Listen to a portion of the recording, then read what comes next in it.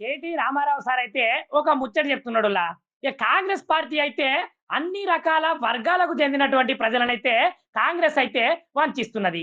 ఇక ఓడెక్కినాక ఓడమల్లన్న, ఓడ దిగినాక బోడమల్లన్న, అందిత దుట్టు లేకపోతే కాళ్ళు అన్నట్టే ఉన్నదట కాంగ్రెస్ ప్రభుత్వం యొక్క పనితీరు. ఎందుకంటే 100 రోజులల్లా 6 గ్యారంటీలు అమలు చేస్తామని బాండ్ పేపర్లు ఇచ్చి గ్యారంటీ కార్డులు వంచి గెలిచిన తర్వాత అన్ని వర్గాల ప్రజలనైతే మోసం చేస్తున్నదట. హామీలను ఎగ్గొట్టి అబద్ధాలను ప్రచారం చేసుకుంటా కాంగ్రెస్ ప్రభుత్వం అయితే గద్దెనెక్కింది అని సార్ అయితే గట్టిగా మాట్లాడుకుంటా నిలదీస్తూ ఉన్నాడు. జేమ్స్ బాండుల మాదిరిగా బాండ్ పేపర్లు రాసిచ్చారు కాంగ్రెస్ ఎమ్మెల్యేలు. గ్యారంటీ కార్డులు ఇచ్చి భద్రం చేసుకోమన్నారు.